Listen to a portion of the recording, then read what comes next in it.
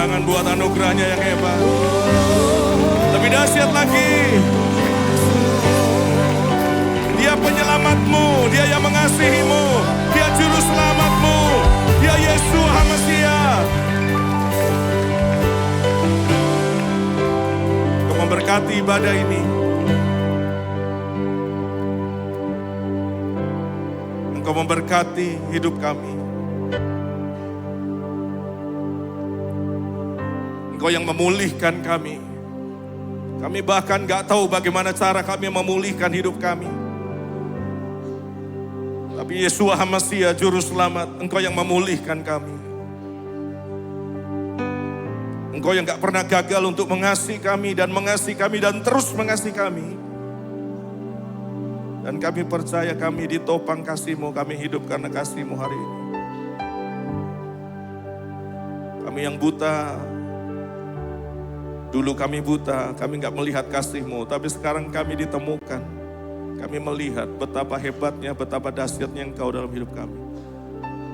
Kami yang lemah, kami yang gak berdaya, kami yang dikuasai oleh dosa, kami dibelenggu, kami dipenjara oleh dosa.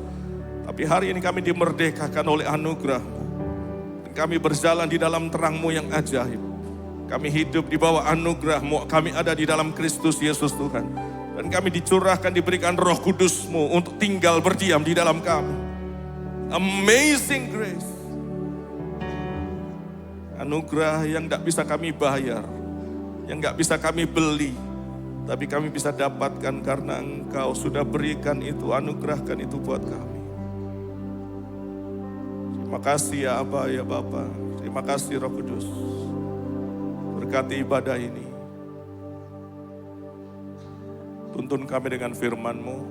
Kami percaya sukacita, anugerah, damai sejahtera yang berlimpah memelihara hati dan pikiran kami dalam Kristus Yesus. We welcome you Holy Spirit, Engkau bicara kepada kami. Di dalam Kristus Yesus Tuhan. Semua yang bersuka cita sama-sama katakan amin. Tepuk tangan paling dahsyat buat Tuhan Yesus kita. Ya, happy Sunday, selamat duduk, selamat beribadah, silakan duduk Bapak Ibu Saudara. Kita ada di hari-hari yang luar biasa, yang hebat. Dan Bapak Ibu Saudara dipelihara oleh Tuhan, dilindungi, disertai oleh Tuhan. Kita percaya bahwa hari-hari ini adalah hari-hari yang luar biasa. Katakan amin. Beritahu kanan kiri saudara, katakan hari-hari yang luar biasa. 1, 2, 3. Ya, gereja mengucapkan terima kasih kepada seluruh jemaat yang sudah mendukung ibadah ini. Siapa yang diberkati dengan ibadah ini? Tepuk tangan dong buat Tuhan Yesus kita yang dahsyat ya.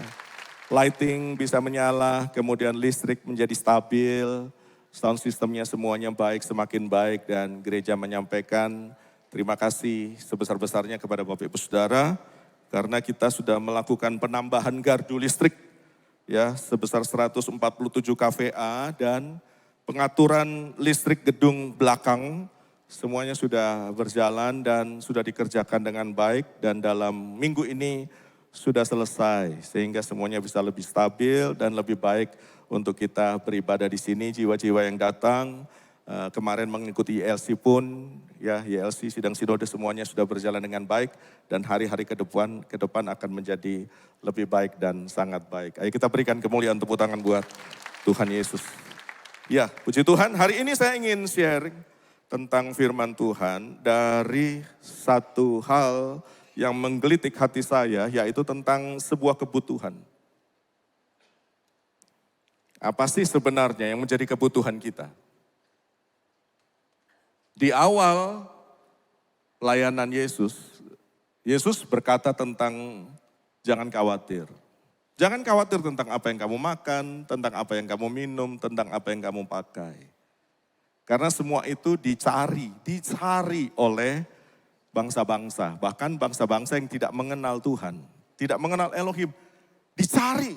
Sehingga seakan-akan yang dicari ini menjadi sebuah kebutuhan utama.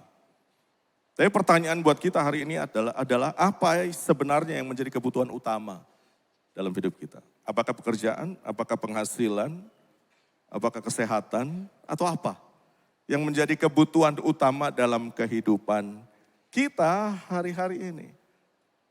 Ada orang yang berkata Indonesia nanti 2030 begini, 2045 nanti begini. Kita nggak pernah bisa tahu apa yang ada di depan kita. Bahkan nanti siang pun kita nggak tahu, sore pun nggak tahu. Di jalan tadi pagi waktu saya menuju ke ibadah yang pertama, itu di jalan sudah ada pawai ya, merayakan kemerdekaan.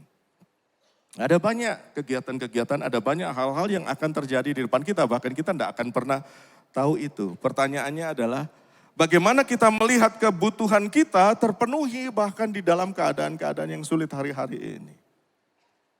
Sulit enggak hari-hari ini, saudara? Sulit ya. Dan Bible berkata bahwa keadaan di akhir zaman akan semakin sulit. Kalau keadaan di akhir zaman semakin sulit, lalu kemudian kita enggak ada bedanya dengan orang yang di luar yang tidak bersaya. Sama aja dengan orang-orang yang di luar yang enggak bersaya. Lalu bedanya apa dong kalau kita sama dengan mereka yang enggak bersaya?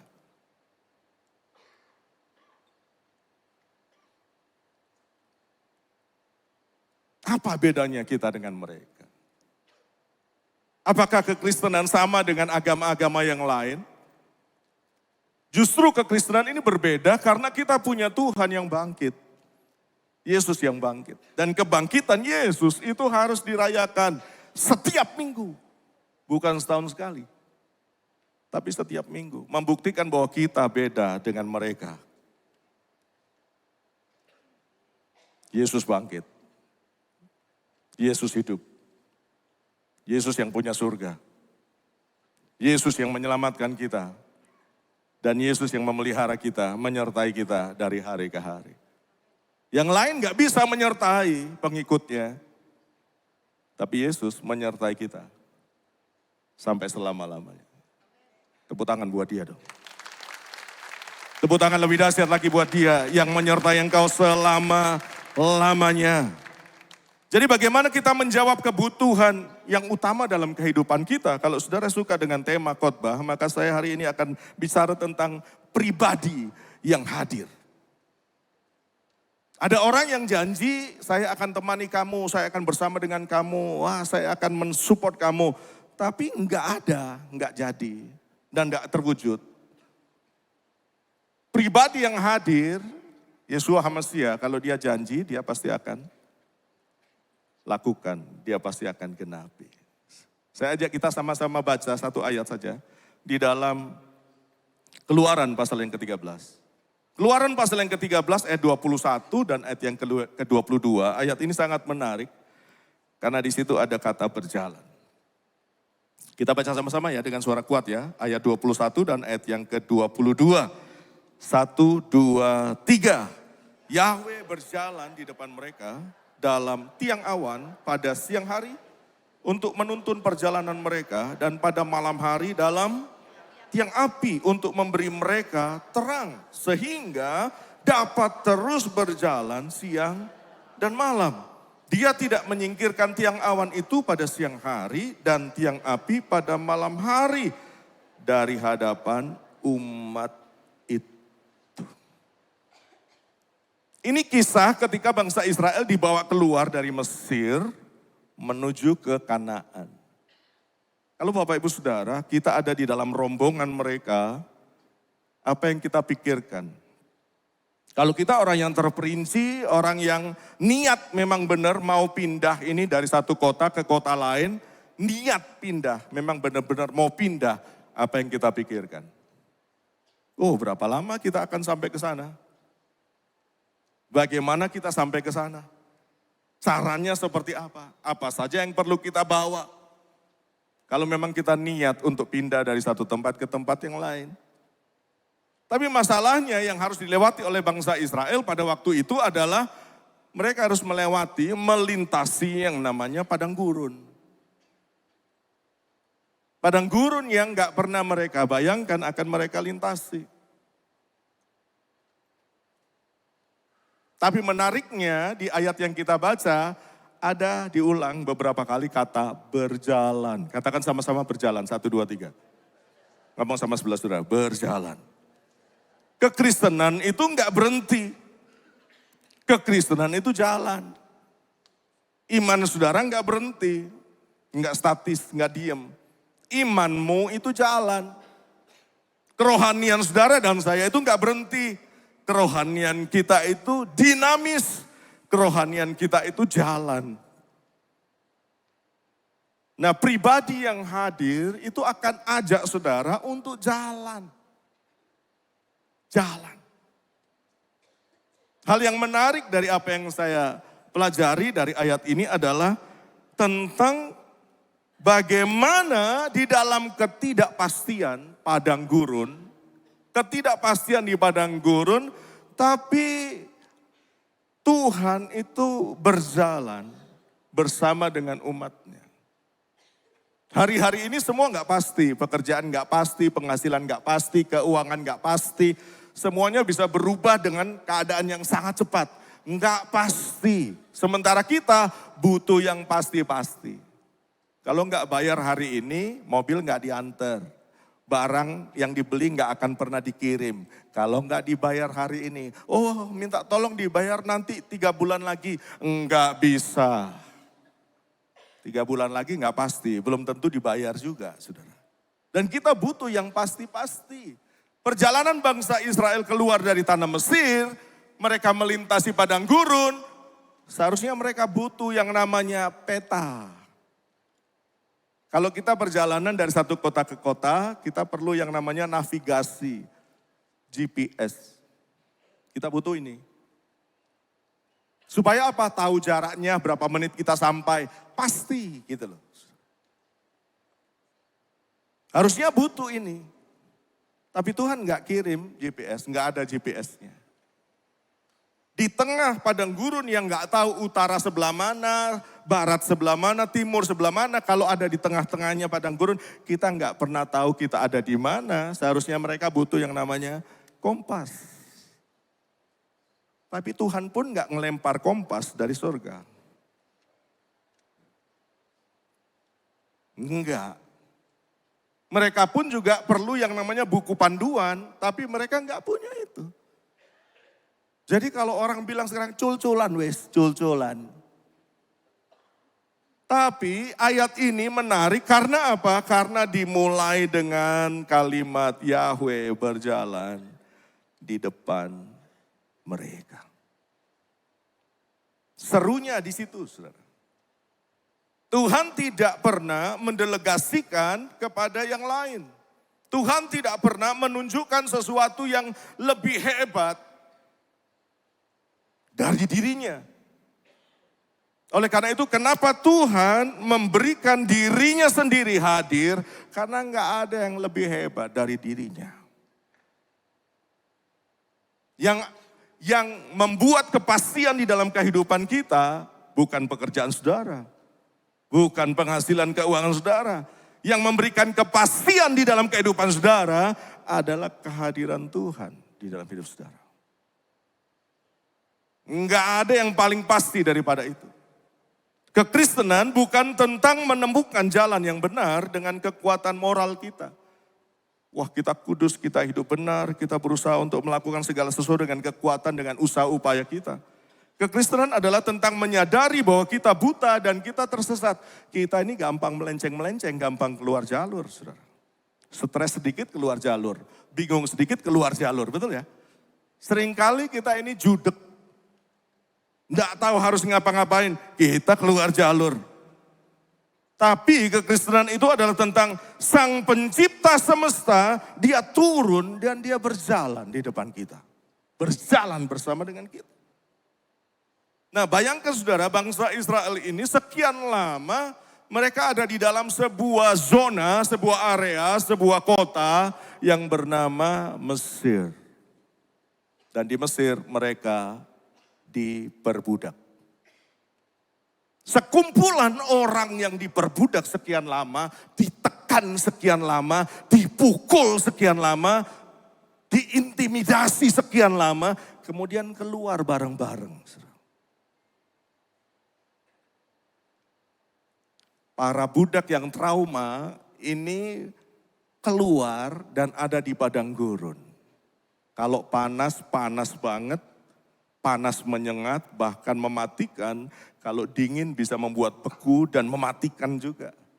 dan banyak binatang buas dan banyak bahaya yang ada di situ. Bayangkan saudara, orang yang trauma jalan bareng di padang gurun yang sama, apa yang terjadi? Yang satu ngomel, satu bersungut-sungut. Dan semua ditulis oleh Bible bahwa mereka bersungut-sungut. Tapi menariknya ini saudara, Yahweh berjalan di depan mereka. Raja yang mulia jalan bersama dengan orang-orang yang keluar meninggalkan tempatnya. Saya ini budak, saya ini gak berharga, siapa saya? Tapi raja yang mulia jalan bersama dengan mereka. Orang yang ditindas, orang yang dianggap pecundang, orang-orang yang trauma dengan masa lalu mereka, orang-orang yang gagal, orang-orang yang pesimis, raja kemuliaan jalan bersama dengan mereka.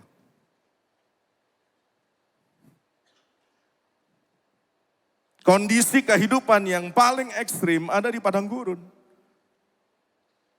Tapi padang gurun bukan akhir dari hidup mereka. Padang gurun bukan akhir dari cerita mereka. Tujuan mereka bukan berhenti di padang gurun, tujuan mereka sampai ke tanah perjanjian. Nah, yang menyertai siapa? Yang menyertai adalah Yahweh yang mulia. Kembali ke pertanyaan awal, apa yang menjadi kebutuhan saudara? Benarkah kebutuhan kita hanya seputar keuangan yang baik? Apakah kebutuhan kita hanya seputar pekerjaan yang stabil? Apakah kebutuhan kita adalah keluarga yang mensupport kita? Apakah yang benar-benar menjadi kebutuhan kita? Uang? Harta? Atau apa yang sebenarnya menjadi kebutuhan kita yang utama? Dari apa yang kita baca, maka kita akan lihat cara Tuhan memenuhi kebutuhan yang utama di dalam kehidupan kita, yaitu apa? Dia tidak memberikan yang lain. Tapi dia mulai memberikan dirinya kepada bangsa ini. Kita pingin yang lain. Ada orang yang datang beberapa waktu yang lalu, Pastor saya nggak punya pekerjaan. Ayo kita doa yuk supaya ada pekerjaan. Ketika punya pekerjaan, hilang sudah, nggak pernah muncul lagi di gereja. Ditanya, kemana aku nggak pernah muncul ini? Sudah lama sekali nggak ibadah. Oh keluar kota pastor, wah sibuk pastor, oh begini pastor, oh begitu pastor. Begitu terpenuhi dengan pekerjaan, lupa dengan yang ngasih pekerjaan. Lupa sama Tuhan yang memberkati dia dengan pekerjaan itu. Nah pertanyaannya adalah, apa yang benar-benar menjadi kebutuhan utama dalam kehidupan kita? Hadirnya seorang pribadi, hadirnya Tuhan dalam hidup saudara. Bagaimana Tuhan memenuhi kebutuhan di dalam kehidupan saudara, dimulai dengan satu kata ini, kalimat ini, penyertaan yang pasti. Yahweh berjalan di depan mereka, Yahweh bersama dengan mereka, itu sesuatu yang wow saudara. Kata berjalan itu artinya aktif. Kata berjalan itu artinya terus menerus gak berhenti-berhenti. Kata berjalan itu adalah continue, berkelanjutan. Berjalan bersama dengan Tuhan. Alangkah indahnya hidup di dalam Tuhan. Dia mencurahkan berkat yang berlimpah. Alangkah indahnya jalan bersama Tuhan. Bukan cuma dinyanyikan. Tapi jalan bersama dengan Tuhan itu dialami. Kekristenan bukan tentang mencari jalan dengan kompas agama.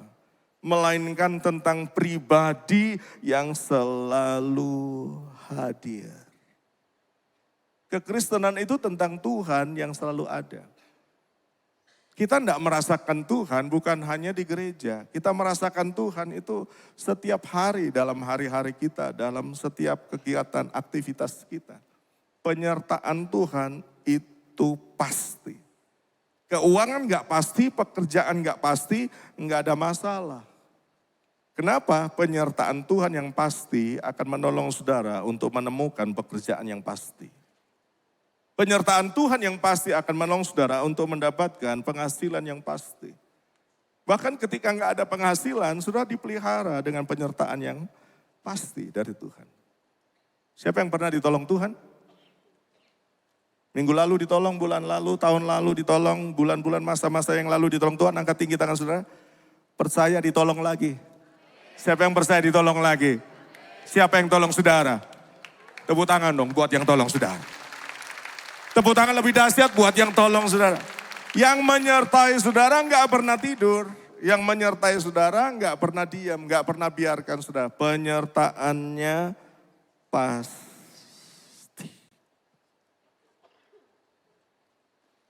Kalau penyertaannya pasti, maka yang kedua akan terjadi, yaitu pemeliharaan yang penuh. Dalam ayat yang kita baca, ditulis tentang yang namanya tiang awan, tiang api.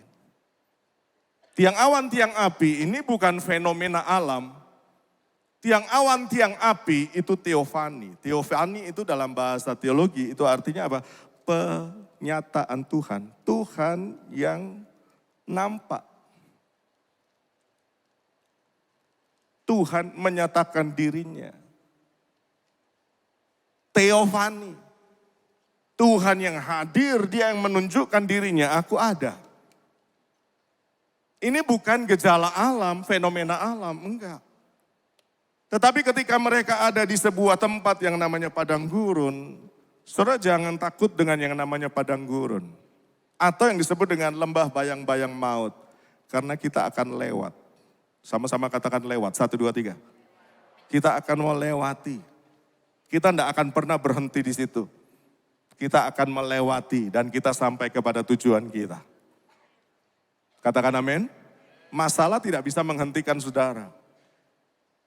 Ketika saudara sepakat dengan Tuhan bahwa Tuhan menyertai saudara dengan pasti.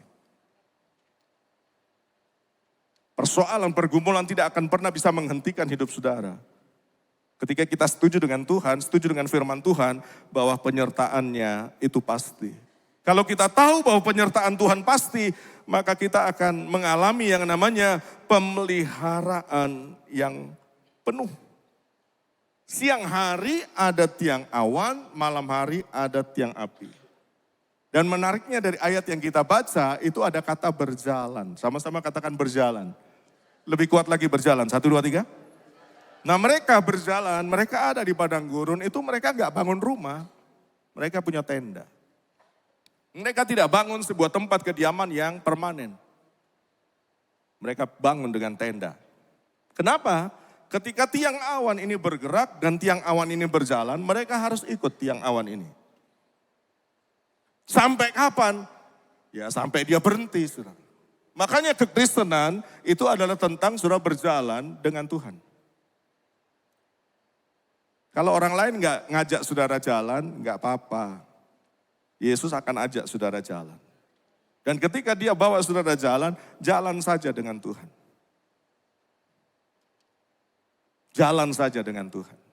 Kekristenan adalah tentang bagaimana saya jalan dengan Tuhan, bagaimana Pak David jalan sama Tuhan. Bagaimana Bapak Ibu Saudara jalan sama Tuhan. Bagaimana Pak Haryanto jalan sama Tuhan. Berjalannya seperti apa? Sama seperti tiang awan, tiang api ini bergerak. Ketika tiang awan itu bergerak, maka mereka harus ikuti. Sampai kapan? Sampai dia berhenti. Kalau dia berhenti ya kita diam, saudara. Di situ sama seperti bangsa Israel, mereka bikin tenda, pasang lagi tenda. Mereka pasti kasak kusuk, pasti mereka akan begini. Sampai kapan ini tiang ini berhenti ya? Gak tahu, pokoknya pasang aja tendanya. Bisa 1 hari, bisa 2 hari, bisa 1 minggu, bisa 2 minggu. Dia akan berhenti. Tapi begitu dia bergerak lagi untuk jalan, mereka harus bongkar lagi tendanya dan mereka jalan mengikuti tiang awan ini. Kekristenan itu dibilang asik, mengasihkan karena kita nggak pernah tahu yang ada di depan kita. Tapi serunya jadi orang Kristen adalah kita tahu siapa yang kita ikuti. Kristus yang kita ikuti, itu Kristus yang pegang masa depan kita, yang pegang hari esok kita. Dia yang punya surga, dia yang punya bumi, dia yang sanggup menyertai kita dengan pasti, dia yang sanggup pelihara kita dengan penuh. Bayangkan bangsa Israel ada di sebuah tempat area, zona, musim yang disebut dengan padang gurun. Dan selama 40 tahun perjalanan mereka di padang gurun, mereka nggak pernah kekurangan. Siapa yang memelihara mereka? Yahweh Elohim, yang menciptakan dari yang nggak ada jadi ada. Dipelihara dengan sempurna. Mereka butuh makan, dikasih makan, saudara. Setiap hari mereka makan mana yang dari surga. Kalau kita makan roti keluaran pabrik, mereka makan mana dari surga.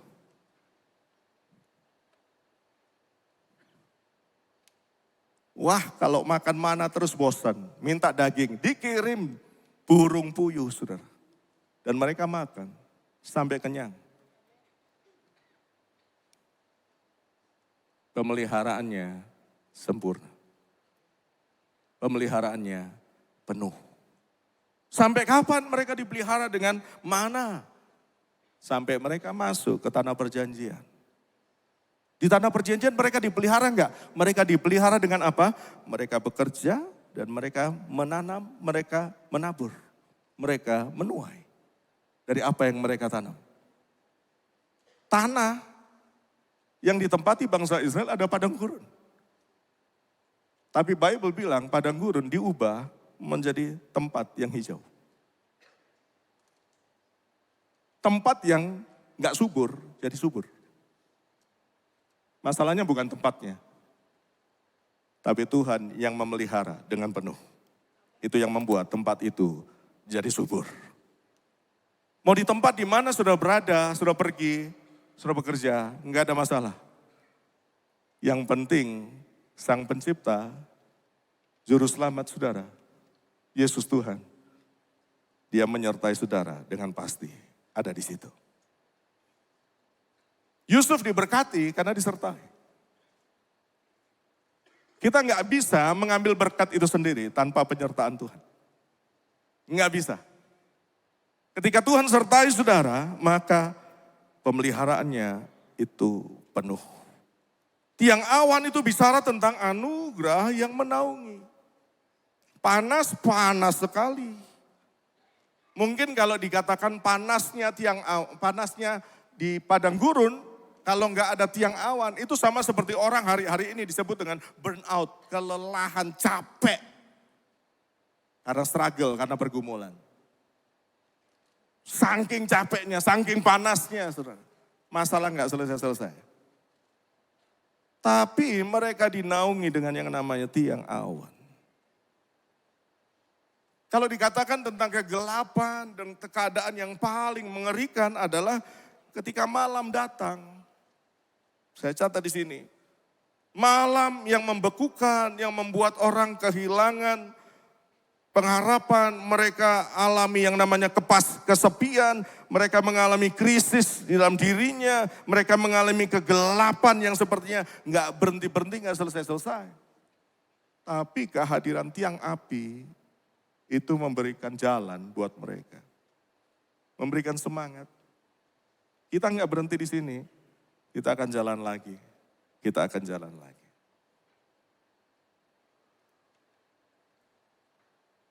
Tiang awan, tiang api bukan hanya menyertai bangsa Israel ribuan tahun yang lalu. Tapi kalau saudara lihat tiang awan, tiang api, maka tiang awan, tiang api ini berubah. Ini menjadi sebuah simbol, menjadi sebuah bayangan, teofani kehadiran Tuhan. Tiang awan, tiang api ini dalam ribuan tahun kemudian, dia menjadi daging, menjadi manusia. Yang namanya Yeshua HaMashiach. Dalam Yohanes pasal yang pertama, ayat yang ke-14 dikatakan, firman itu telah menjadi manusia dan berdiam di antara kita. Tiang awan, tiang api itu ada di tengah-tengah umatnya. Meskipun mereka itu bersungut-sungut, meskipun mereka itu bilang kami ingin kembali ke Mesir. Kami nggak mau mati di sini. Meskipun mereka bersungut-sungut dan bersungut-sungut dan bersungut-sungut, tapi tiang awan, tiang api nggak pernah meninggalkan mereka. Nggak pernah.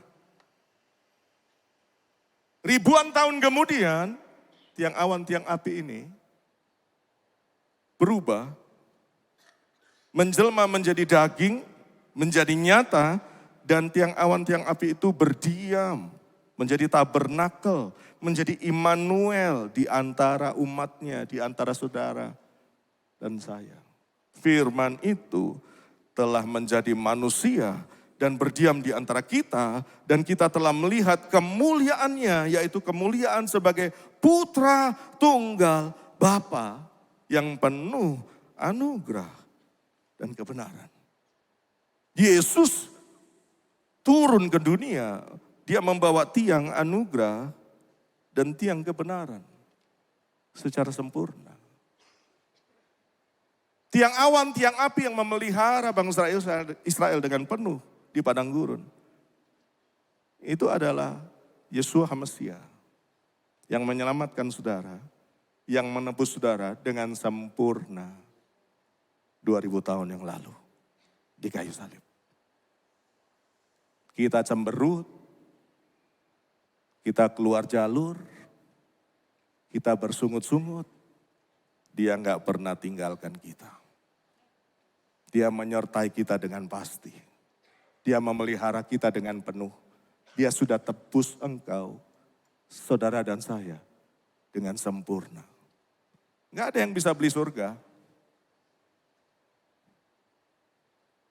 Kita nggak pernah bisa beli surga. Tapi Sang Penebus, Dia kasih surga buat saudara, buat saya, karena kita percaya sama Dia. Hari-hari ini saudara, semakin rumit, semakin sulit, semakin peliknya kehidupan, membuat kita jadi nggak bisa percaya. Bahkan orang nggak percaya sama dirinya sendiri. Apakah dia akan tetap di sini atau dia bisa melewati masa-masa sulit ini. Dia nggak percaya sama dirinya, dia nggak percaya sama orang lain. Dan dia nggak percaya sama Tuhan.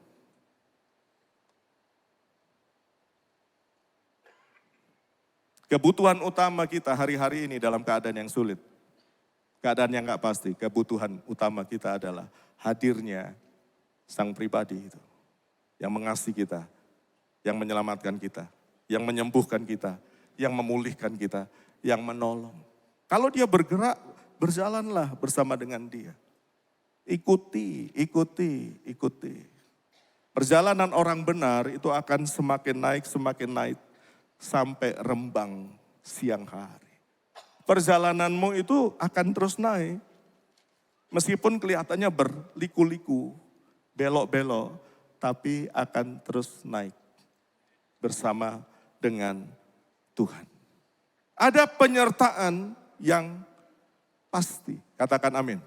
Ada pemeliharaan yang penuh, katakan amin. Siapa yang percaya hari ini dipelihara Tuhan? Minggu depan dipelihara. Bahkan kita melewati tahun 2026 dipelihara. 2027 dipelihara. 2028 dipelihara. Seumur hidup saudara dipelihara sama Tuhan. Tepuk tangan paling meriah buat dia. Senggol sebelah saudara katakan, kamu dipelihara sama Tuhan. Ngomong sama sebelah saudara, kamu dipelihara sama Tuhan.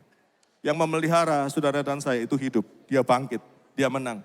Dia pernah mati, tapi hari yang ketiga dia bangkit. Dia gak pernah gagal untuk mencintai kita. Dia gak pernah gagal untuk menolong kita. Kita ini lemah, kita ini rentan, kita ini gampang tersesat. Tapi Tuhan berikan dirinya buat kita. Yohanes 8 ayat yang ke-12, akulah terang dunia, siapa yang mengikut aku tidak akan pernah berjalan dalam kegelapan. Ditulis lagi tentang berjalan. Melainkan memiliki terang kehidupan. Hal yang paling panas, hal yang paling mengerikan sudah ditanggung sama Yesus. Panasnya murka Elohim di cawan murka itu sudah ditanggung sama Yesus. Panasnya padang gurun, lebih panas dari padang gurun, sudah ditanggung sama Yesus. Kegelapan yang paling gelap yang ada di padang gurun sudah ditembus sama Yesus. Ketika dia sampai kepada yang namanya maut, dia menelan maut, dia mengalahkan maut, dia masuk ke dalam maut. supaya saudara dan saya bisa berjalan dalam terangnya yang ajaib. Jangan berhenti berjalan, karena yang berjalan bersama dengan saudara adalah Yahweh yang mengasihi saudara. Yesua yang mengasihi saudara. Yang setuju katakan amin. Kita berdiri sama-sama, kita berikan tepuk tangan kemuliaan buat Tuhan Yesus yang gak pernah berhenti. Tepuk tangan lebih dahsyat, tepuk tangan sorak-sorai bagi Tuhan Yesus yang gak pernah berhenti mengasihi saudara. Katakan sama-sama, pribadi yang hadir, penyertaannya penuh, pasti.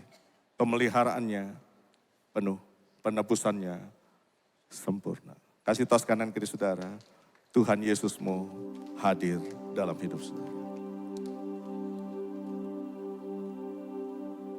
Masing-masing bersyukur buat perjalanan hidup saudara, perjalanan kerohanian saudara. Saya nggak tahu saudara ada di titik mana, tetapi yang pasti ada penyertaan, ada pemeliharaan yang penuh yang nggak pernah berubah, dan ada penebusan yang sudah dilakukan oleh Dia 2000 tahun yang lalu. Dan itu sempurna buat saudara, buat saya.